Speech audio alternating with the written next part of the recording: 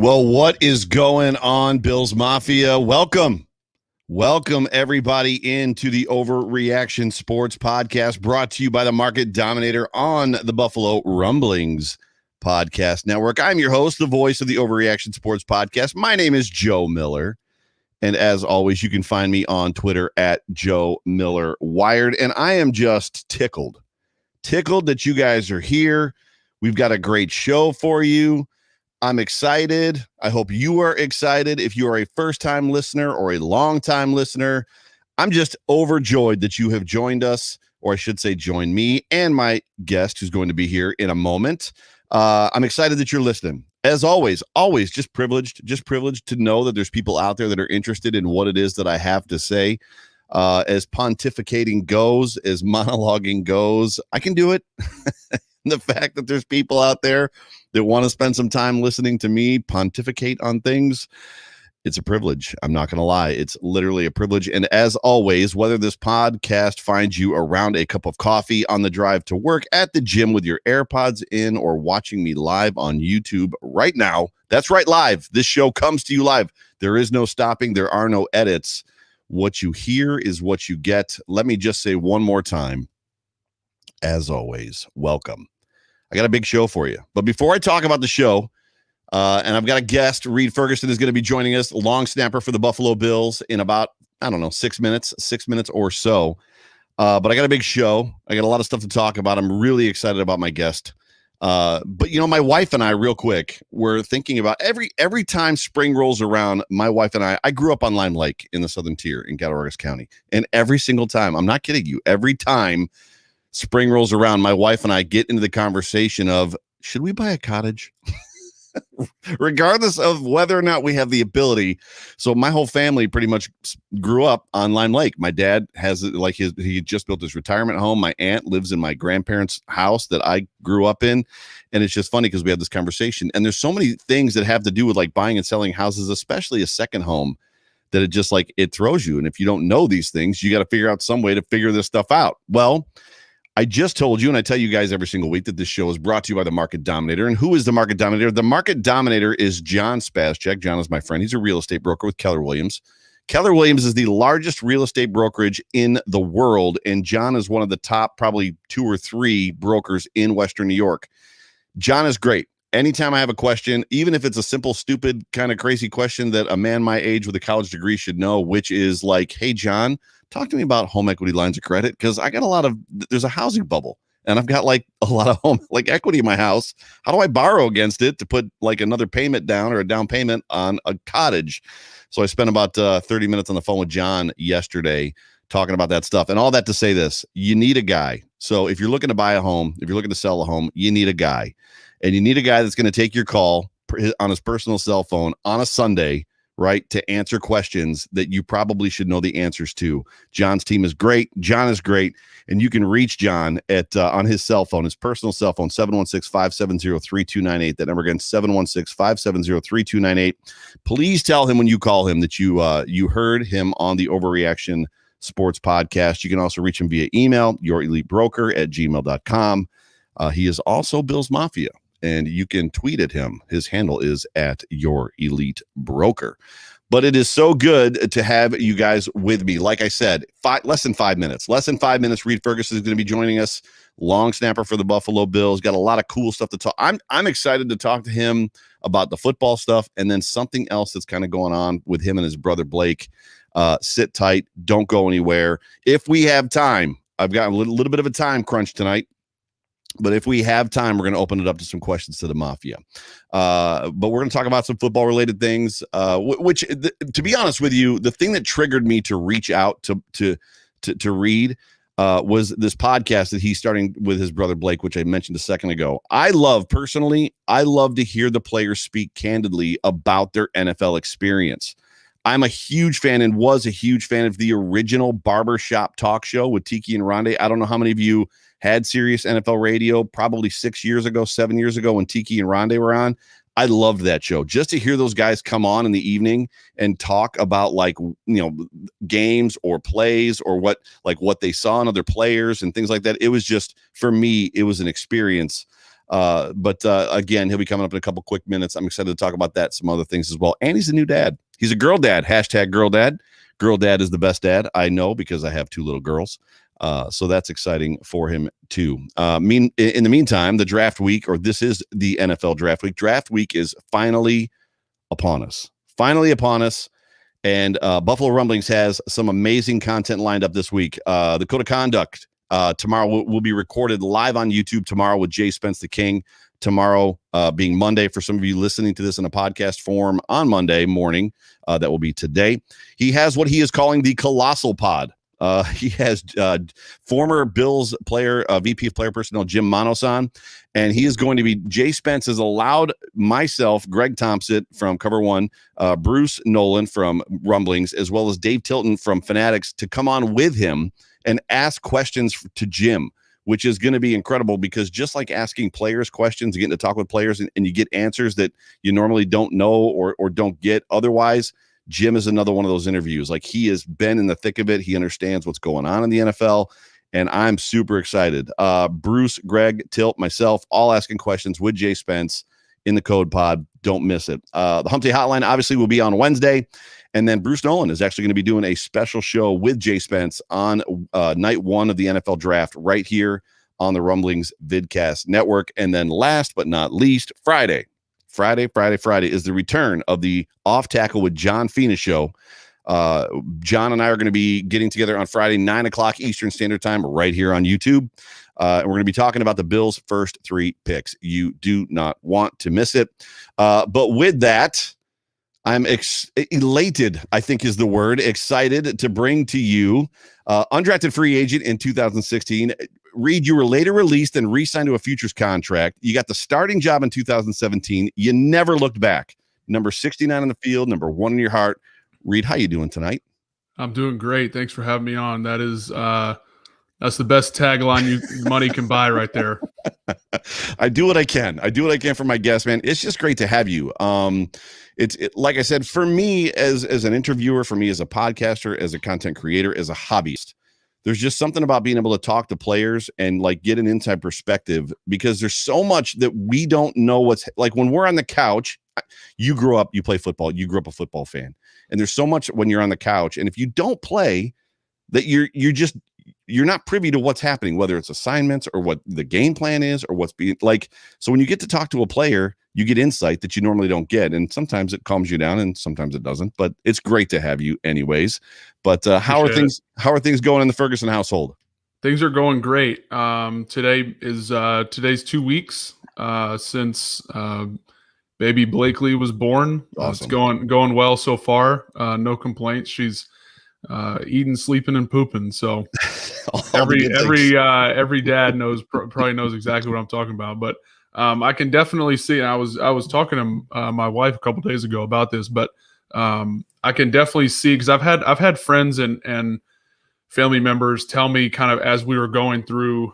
I say we, as my wife was going through the pregnancy process. Enjoy, when the baby finally comes and gets here, enjoy the newborn phase, because that's when they're easiest to control. Right. But then you kind of hear both sides of it, where it's like, oh my gosh, your life's about to change so much. You're not going to sleep. You're changing diapers all the time. You're changing outfits all the time, feeding and whatever.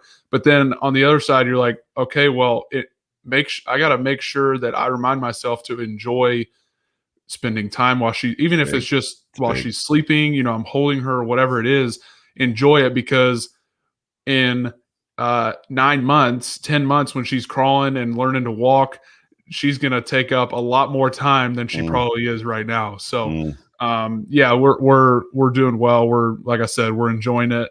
It's been great, but very eye-opening, and it's a great learning experience for sure. Don't you make me cry.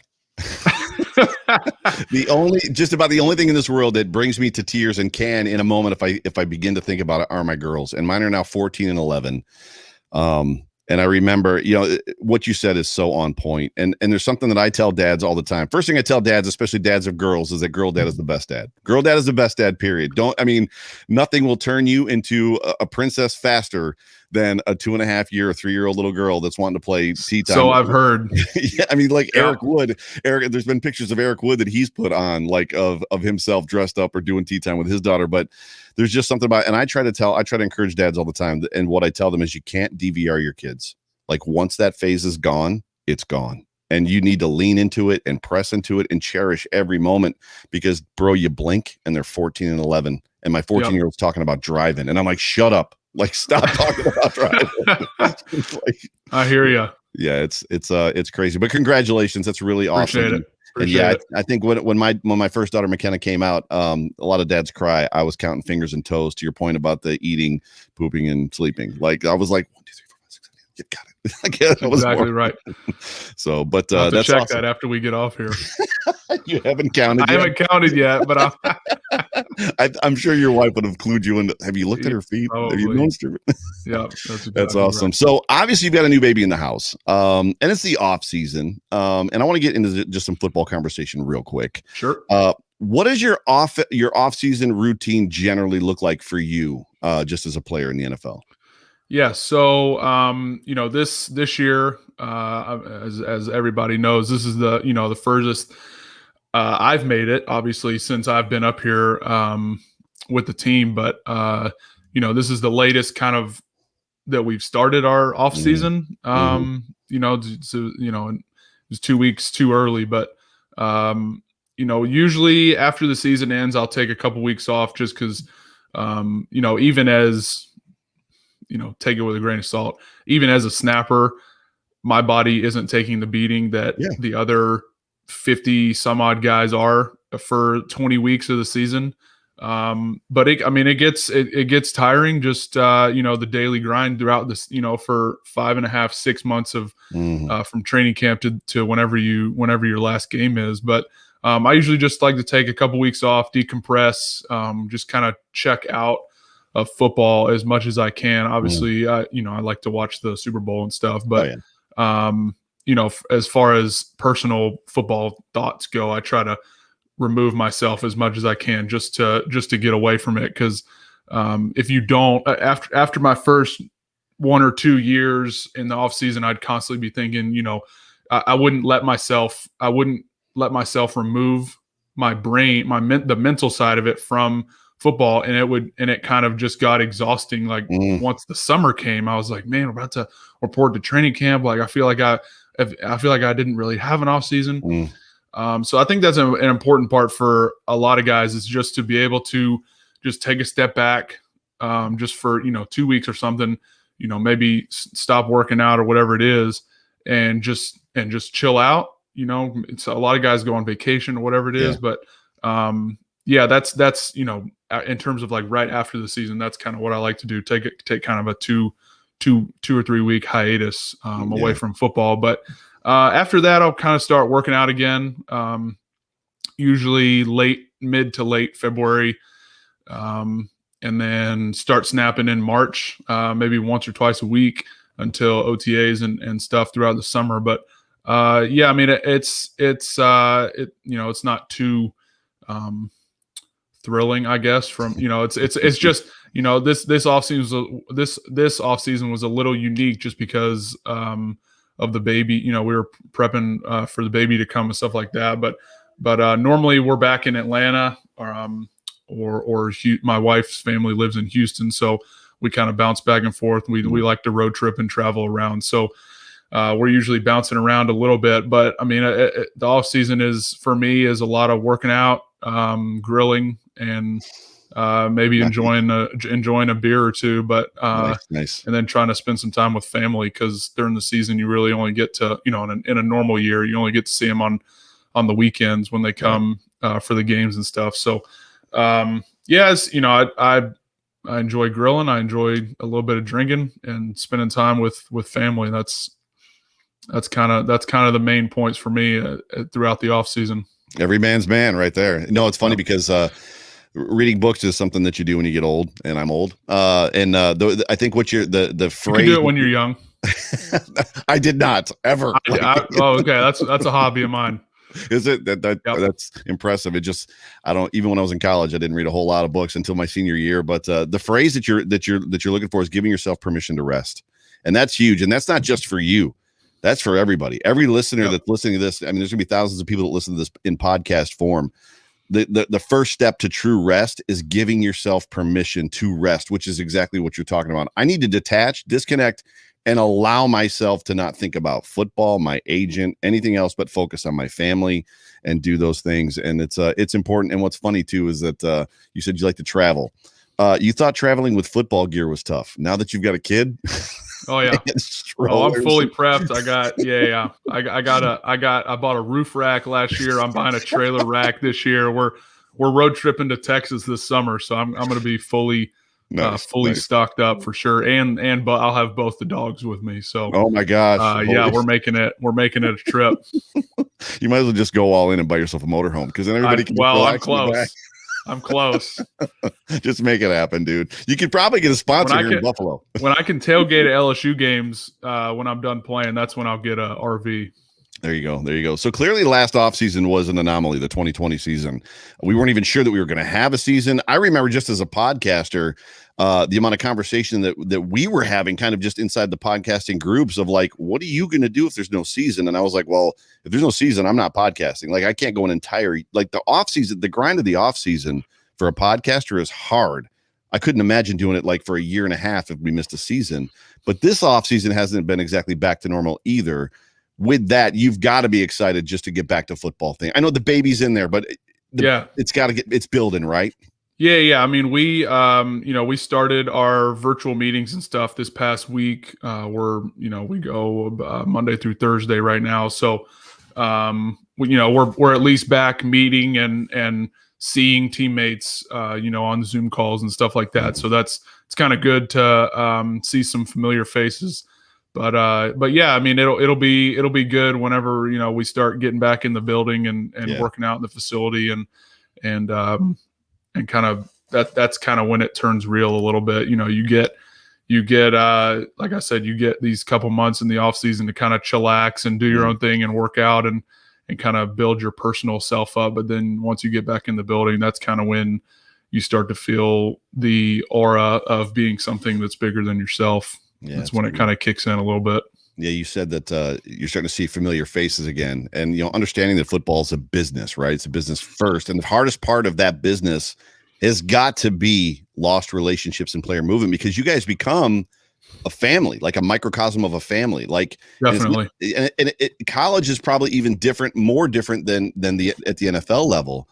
But what is the typical process, if you will, when a new player, like a punter, because you guys got a new punter this year, or I'm Bills Mafia too. You can say we. Exactly. Is added to the team. Do you get a message? Is it like radio silence until OTAs happen? Do you take it upon yourself to reach out and say, hey, bro, what's up? I'm Reid. It's so exciting to have you. Like, what do you guys do?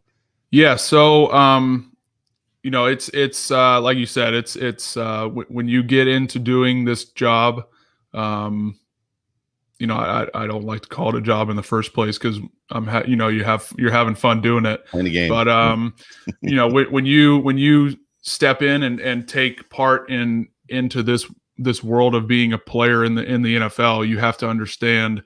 And I tell guys this all the time, old, young, rookies, whatever. I told my brother this last year. I said, when you're taking the next step into this level, you have to understand that it is a business, and you have to understand that not everything is going to go as you had planned or as you may think it's going to go, because things can change on a whim. Things can change in a day, in an hour, in 5 minutes. And that's the fortunate part of things sometimes, and sometimes it's the unfortunate part of things. Yeah. And but yeah, I mean, like I said, you have to understand, what you're getting yourself into, and that sometimes sometimes things switch up and it doesn't always work out for the best. But, it's, one thing I was telling my brother last year when he was going through the draft process was, there's, and my dad and I kind of figured out when I was going through it, 5 years ago, or whatever, there's 32 different ways of thinking about any given situation.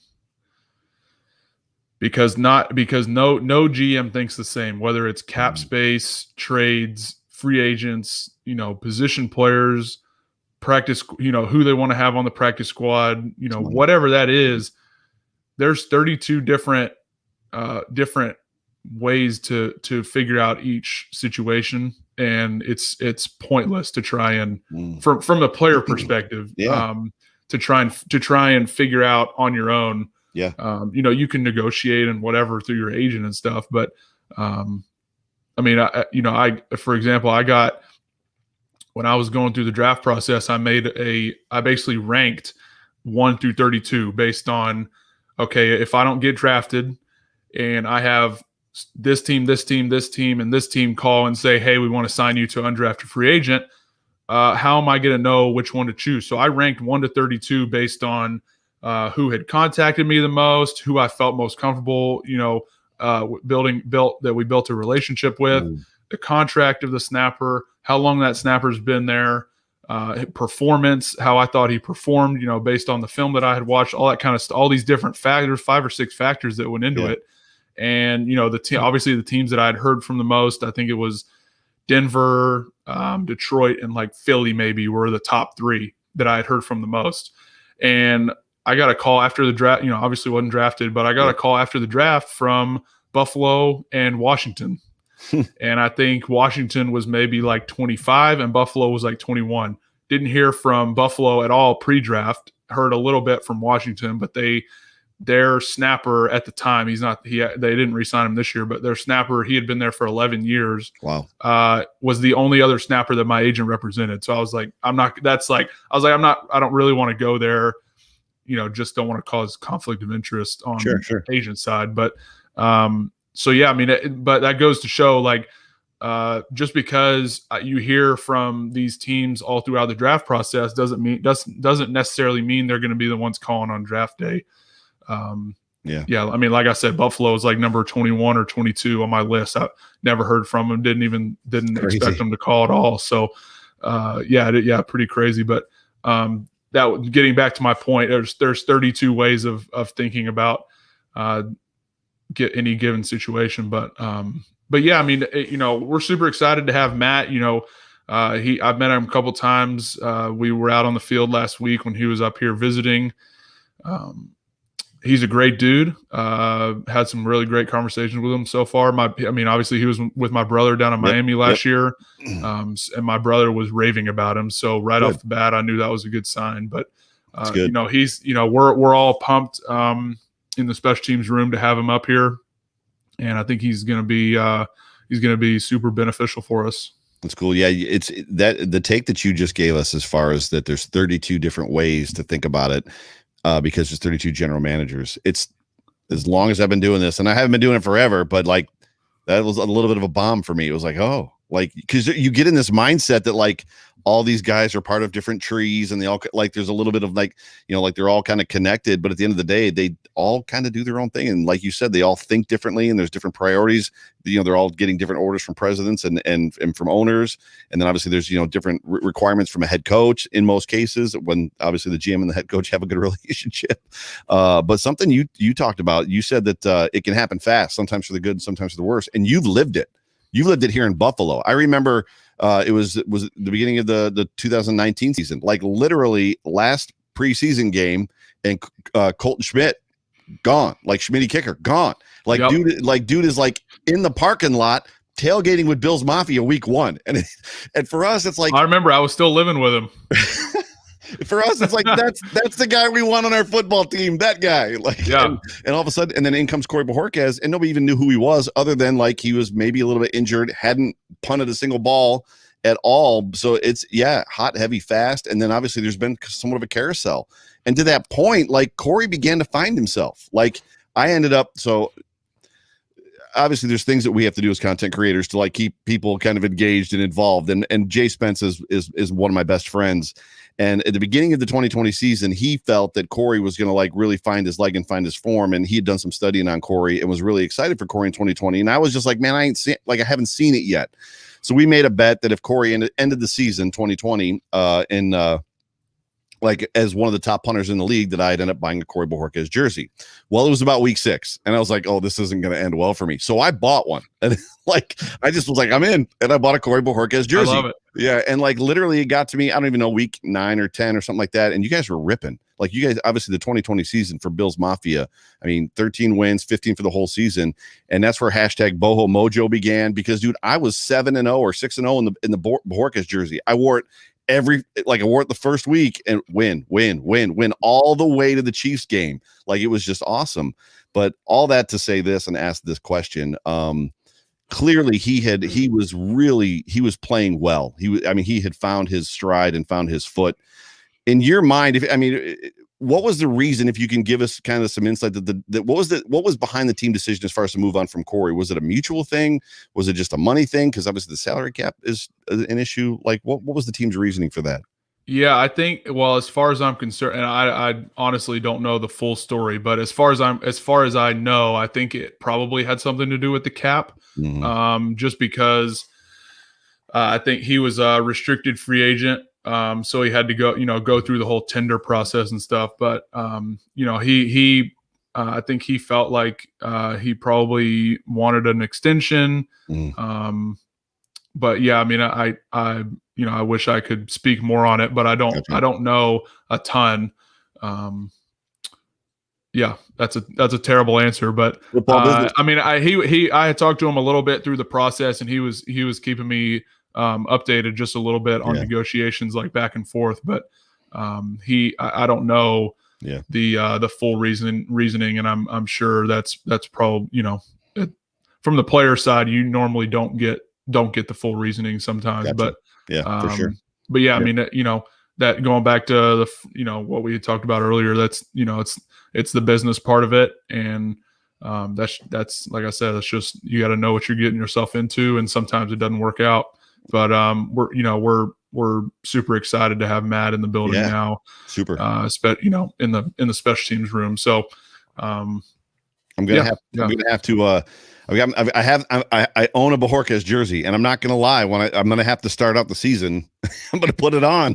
That's fine. Hey, if you're winning in it, why not? If I'm gonna ride the Boho Mojo until I have to make a change. So he almost did. He almost didn't. I don't know what the parameters were around the bet. Obviously you bought the jersey early, but he was borderline. Not he borderline almost didn't qualify for like league leading stats because we didn't punt enough. Right.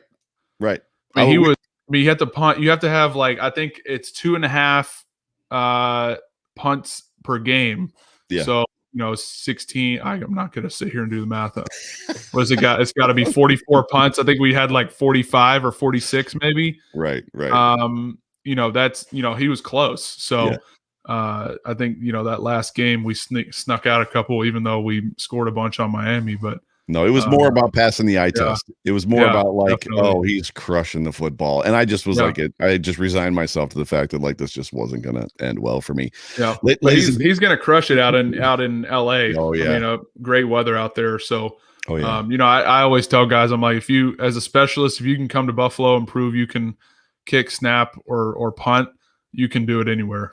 Yep. And he'll have some success out in LA. And the fans will love you for it. Like it's incredible. But ladies and gentlemen, you are listening to the Overreaction Sports Podcast on the Buffalo Rumblings Podcast Network. It's so good to have you guys. I'm here with my guest, Reid Ferguson, long snapper for the Buffalo Bills, and we're talking football. We're about to transition here in a second. I think one more football question for you.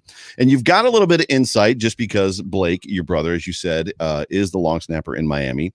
But how long does it take for you typically, as the long snapper, to develop a chemistry both on punts and maybe field goal snaps with the new punters? Is something that happens fast because it's routine, or is there like conversations, right? Yeah, it's Blake gave me a little insight just to kind of how, I've watched a bunch of film on him already, just from watching my brother, but it's definitely something that takes a little bit of time, and with me being up here in Buffalo, we'll have practices coming up here in a little bit, but that's something that'll be developed. I feel like we have a pretty good rapport already, just from talking a couple times, and when he was up here last week visiting a little bit, and I think he was kind of looking for somewhere to live. we were able to get out on the field a little bit and catch some snaps too. So that's your like what your question says. That's big thing for me is getting, especially the short. The punt snaps is one thing, but getting the short snaps down as far as like the location, the laces, all that kind of stuff, because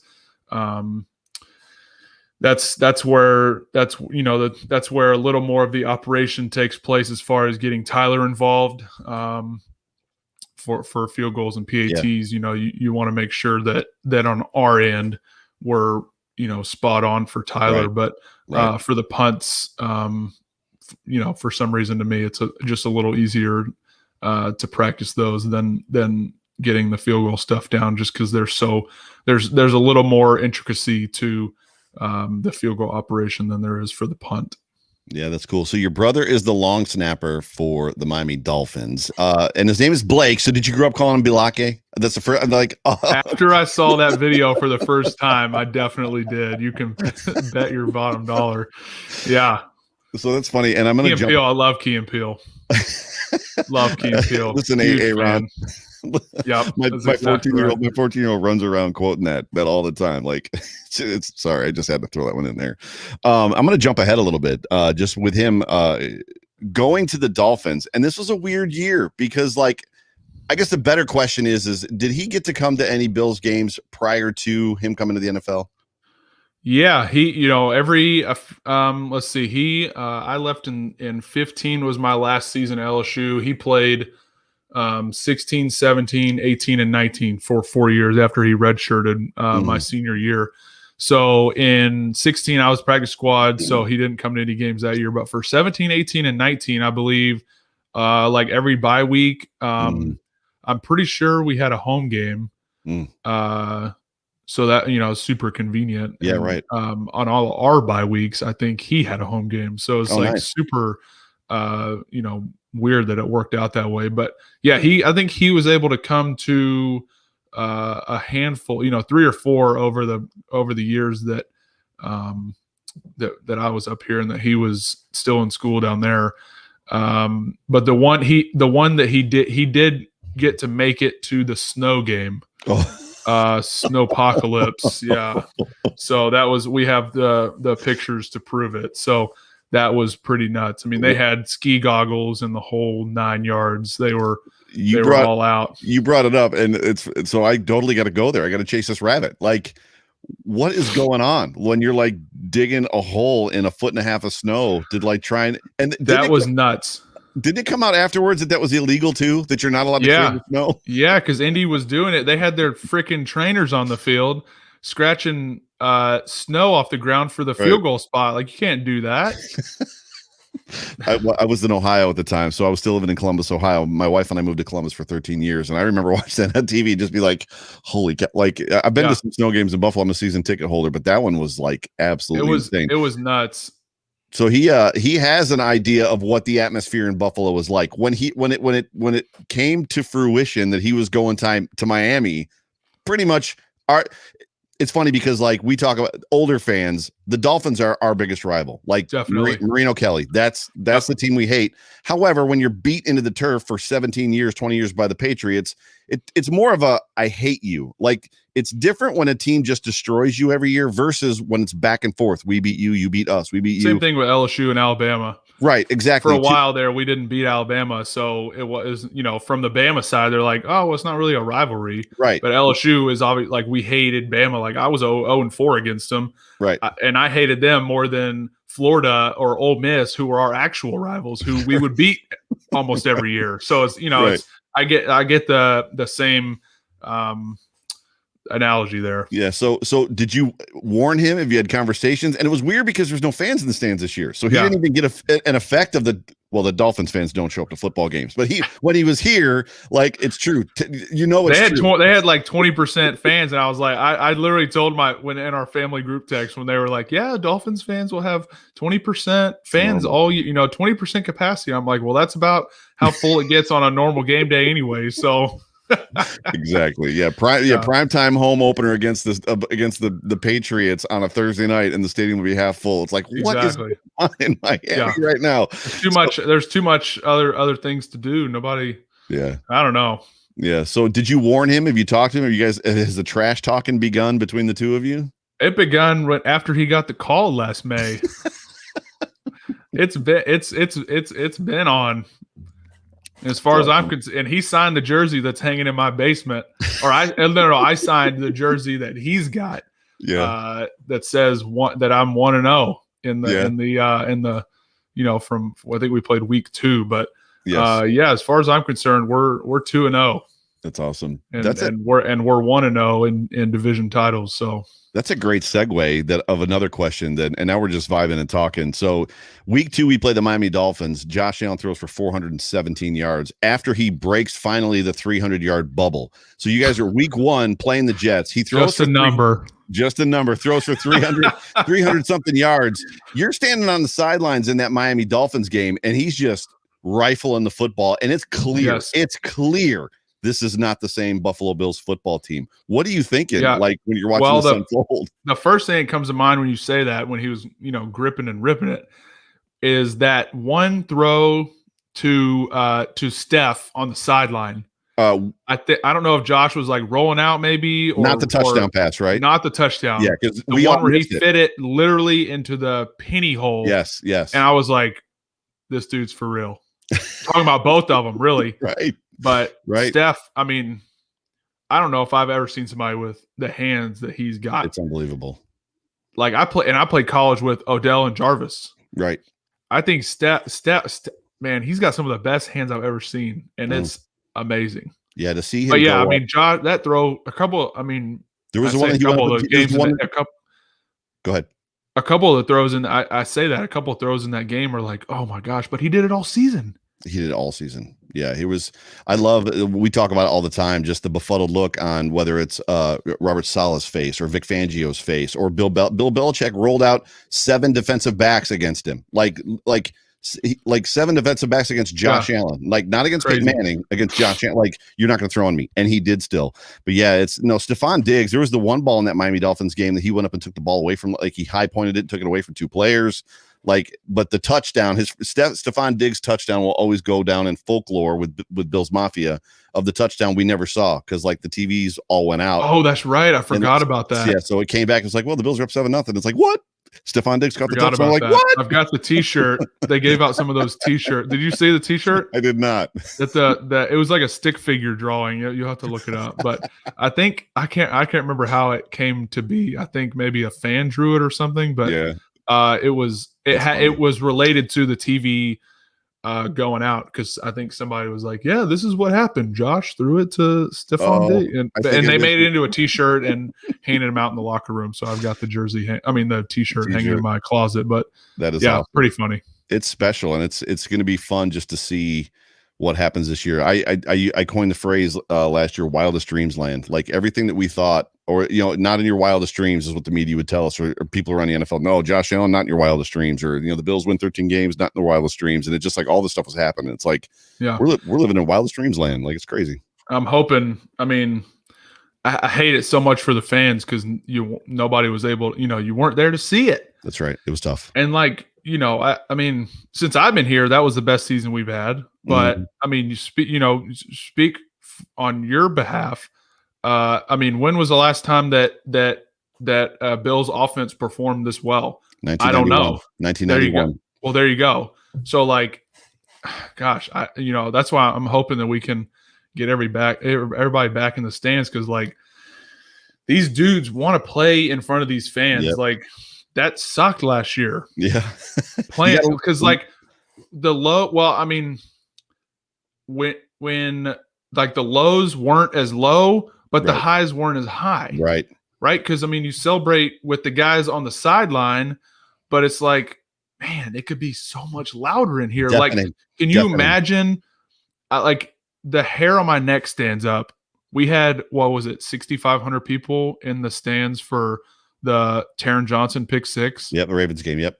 LSU, and I'll relate it back to LSU. LSU, they have the earthquake game, right when they return. Billy Cannon returned the punt return for a touchdown, shook the stadium. Yep. And it registered on the Richter scale on Halloween night. But if that stadium was full, and it would have been for second, divisional round playoff game. I'm not sure. I think like I would have busted an eardrum or something. Oh yeah, dude. For real. The loudest game I've ever been to was the 2000 and it was the 31-0 game against the Patriots, the Lawyer Malloy game. Both when Malloy came out of the end zone when they announced him, because the Patriots had cut him right after the last preseason game. The Bills picked him up, and when they announced his name, like you couldn't hear the announcer, and and it's strong safety, and then the crowd went nuts. But that whole game, like it was just insane. And there were moments this season, to your point, whether it was the Rams game. I was just gonna say the Rams game, Tyler Kroft catching the game winner, like place would have erupted. It would have been nuts. Yeah, like and Buffalo is not beyond storming the field. Like it's happened in Buffalo. Definitely, I know. like the Seattle game. Yep. Crazy. Game I'm about to say Cam Newton's fumble. Yep, Zimmer punching in out the game. Ball. Zimmer punching it out like. Dude, that rolled around Twitter just yesterday, and literally somebody put it out there, and they were just talking. They were actually celebrating Justin Zimmer, and I was like, I'm going to give you my honest opinion. My mindset in that moment was, here we go again, because I had seen it for 17 years, especially against the Patriots, where we had a lead late, and like every domino that had to fall for them to like just go right down and win, it was about to happen. Like when that ball came out, I was in disbelief. I sat on my couch, mouth agape, just like that just happened. So yeah, it was that would have been another one of those moments, so the fans would have just lost their minds. Yep, like definitely it would have been absolutely amazing. But I'm excited for you guys, for you and Blake, just because to me it's special. I talked about it at the top of the show, just about do you remember the old TV show The Barbershop with Rondé and Tiki? Did you ever listen to that? Did you ever I heard you talking about it, but I don't think I'm familiar.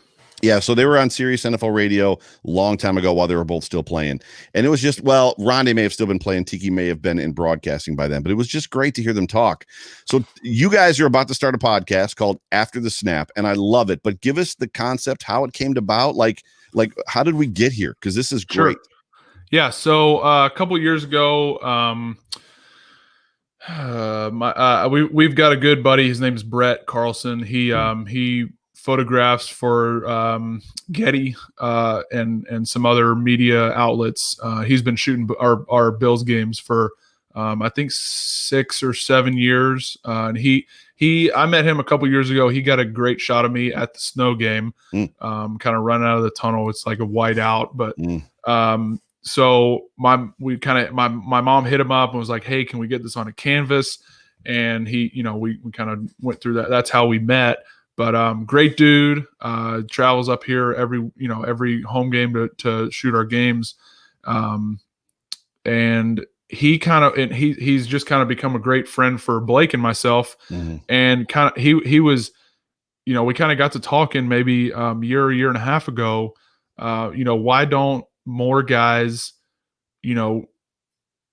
put themselves out there, but available.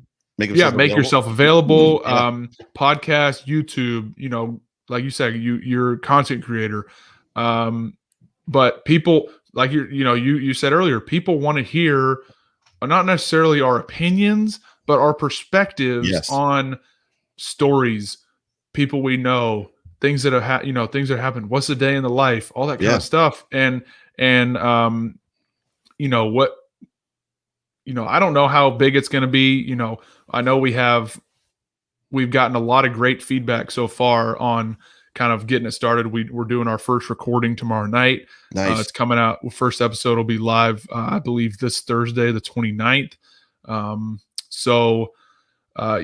We're super excited, but I think we were just like, this is something that could be, we could spend one day a week, maybe an hour and a half, 2 hours, one night a week, put some content together, chit chat a little bit, and kind of see where it goes. If it takes off and the people love it, great. That's, that'll kind of get us kickstarted. And if we do it for so many years and we finish it when we're, and we continue it when we're done playing, great. Like that's the plan. But if we, in 4 months, if nobody's listening, then we'll probably stop. But, we've got a great runway. I think we've gotten all the feedback that we've gotten so far. we came up with a lot of topics ourselves, but a lot of, we reached out to, I'll call them the fan base, but we reached out to, to people on Instagram and Twitter asking for topics that, that people would be interested in hearing. And we got a lot of stuff that we didn't even think of. Right. So, I think we've got a great runway of content, as far as the next couple months go. I think, it'll be once a week, 30, 45-minute podcast, somewhat of an easy listen. But we're going to, like I said, we're going to be going over a lot of stuff. This week we're kind of doing draft story stuff. It's cool.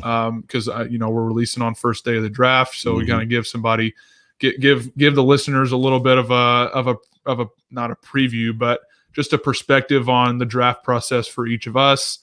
We're going to cover, some current headlines, sports, business, whatever it may be. And then just a fun thing, like at the end that we're going to do, I think, we'd like to do some kind of like beer review, because that's something we're really into. And there's a ton of local breweries up here and a ton of local ones in Miami too, where he's at. So it'll be fun. We're going to have fun with it. If it, like I said, if it grows to be huge, then so be it. But yeah, we're super excited. We're thrilled. And we're really just grateful for the amount of people that have reached out so far that said they're going to listen to it right off the bat. Well, I literally about an hour before the show started, I followed your brother on Twitter. So he is the only Miami Dolphin I have ever followed. It's all right. And may ever will. Well, it's actually hilarious you say that, because my wife and I were talking earlier. He keeps telling us, like, I don't have a TikTok. My wife doesn't either, but Blake is apparently very popular on TikTok. He's got like 150 some odd thousand followers. Like, this huge following. I only see the TikToks that he sends me. Right. But he is getting recognized in Miami as the guy from TikTok, not the snapper for the Dolphins. So when you say that he's the only Dolphins player you follow, just tell people that he's a famous TikToker, and then you won't have to feel bad about it. So I don't know that it's hilarious. Like the Chick-fil-A drive-through, like he went to a Marlins game the other night, and like he was telling us this dude, the guy asked him for a picture, and his girlfriend was like, "Is that the guy from TikTok?" He's like, "No, he's the snapper for the Bills." And she's like, "No, but he's also famous on TikTok." That's a story, for the Dolphins, but he's also famous on TikTok. And so it's just hilarious that like that he's that far into it, that he's actually getting recognized, not for playing on the team, but down there, but for actually being a TikTok superstar, I guess, at this point. But I don't know. I just find that hilarious. I don't know that saying that I'm following a TikToker would make me feel better. Like, that's fair. I hear you. So podcasting is fun. It's very fulfilling. I said it at the top of the show as well, and I don't know if you jumped in yet or not. Just knowing that people want to hear my opinions and the things I say. So same thing that you said, but it's also a grind. Like it is a freaking grind. So that's the next question is like, who got strapped with the editing and like the gear figuring out, and what, like, who's loading it up to, obviously the platform. So it goes to Spotify and Apple. Like who got strapped with the tech? Sure. So we have, I don't know if you're familiar with, are you familiar with the Rockpile Report? Oh yeah. So Chris and Drew. Chris is a good friend of mine, family friend. He lived in Atlanta for a while when I was growing up. So that's awesome. We kind of go. He. Long story short, he worked for the rec center that I played basketball in growing up. So he scoreboard kept at some games. Recognized my parents because his best friend lived next to my parents when I was a baby. So they saw each other like when I was 12. Whatever. So when I signed up here, he reached out to me. It's cool. And my dad, and was like, "Hey, if you need a place to stay." So good dude. But he produces their podcast. Drew's the host. Yep. Chris is the producer. So he's helped us a ton kind of get started with some of the recording, like you said, the equipment, the recording interface on the computer and stuff like that, and how to upload and stuff. So he's gonna take care of most of that for the time being. and he's going to do a great job for us. But that's awesome. But yeah, we're super excited. And I am too. So you guys gonna do it all year long? Or are you gonna do it like take breaks during the season, or? No, we will be doing it all year long. I think one of the biggest things for us in doing this was we wanted to take advantage of our platform while we have it. So I think sticking with it, even if it's, like I said, even if it's just short 30 minutes a week of recording, I think hearing from people want to hear from the players throughout the season. So we're gonna keep it rolling. If it gets too much, maybe bi-weekly or something like that. So but yeah, we're gonna keep it rolling year long. Super good. So I'm gonna ask you the question that you might not be allowed to answer. You got a score. Got a record prediction for the Bills this year? What you can't say undefeated. Plead the fifth. Plead the fifth. I learned. I didn't learn personally, but I have. I've seen way too many freezing cold takes. That dude's a Bills fan too. People don't know that. When he first started out, he lives in Miami though, I think. Yeah, because I've seen my brother talking to him a couple times. Yeah, he's it's funny that that's probably pleading the fifth. Is probably 17 games though. That's weird. Tell me that's not weird. It is weird, but I mean, and this is total. This is probably going to sound selfish, but I'm hoping that, because my ultimate goal, my personal goal, is to set the consecutive games played for the franchise. Oh wow! So, looking far down, that extra game could, after so many years, could basically count an extra season. So what's the number and who holds it currently? I think is it Tasker? I can't remember. No. I think you're gonna kill me. No, Andre Reid, I think. Is it Reid? Maybe yeah. I forgot his last name for a second. That's why I said that. Andre Reid, I think it's maybe 220 something. Yeah. 225. That sounds about right. I haven't looked it up in a while, but I mean, obviously I'm 4 years in, going on fifth year playing. But yeah, that's the end goal. That's awesome. No, that would be goal. I don't know if they'll put me on the Ring of Honor, but yeah, maybe if I set the record for snapper tackles in a year. I don't even know what the requirements are. There's some greats NFL, like Buffalo Bills great. Cookie Gilchrist isn't up there. Obviously Eric Moulds isn't up there. There's a lot of Kyle Williams, is going up there. Like Eric, they could put me on the bathroom sign for all I care. If I set the record, I want to be up there just somewhere. In the comments section, they said it is Andre Reid at 234. So 234. There that's you easy. go. I was going to say, if you knew that it was Andre is probably the most famous longevity-wise Bills player that we've ever had with the name Andre. Yeah. So and I think I looked it up because I dove into the rabbit hole a little bit as far as like league wide but Bills, in terms of the Bills franchise, it's definitely Andre 234. I see that on the comments there. But there was a couple seasons where I want to say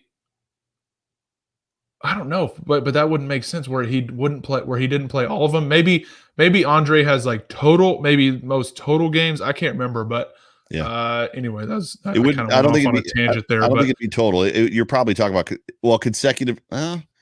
It's got to be consecutive, because I think there's got to be players that have played more than 234. I would think, but I don't know. I don't know either. What I love about this conversation right now is that you're telling me that you want to stay in Buffalo. That's what you're telling me. Absolutely. Yeah, like they believed in me to keep me around, even though it was the last regime. Yeah. Well, I guess it was once McDermott came in, but they believed in me enough to keep me around. So I want to do my due diligence and work hard for them and stay here for as long as they want to keep me. One last question before I cut you loose. And it's not in any of the notes that I sent you, but you were here for the original regime as far as when you came in, and then obviously huge shift between McDermott coming in and then Bean coming in. Yep. Can you speak to the A, B, like what is the difference between just the year that you were here in the practice squad versus Like, is it everything that we're told here, Reid, and I mean, all of you guys chirping back, best version of myself and the culture stuff?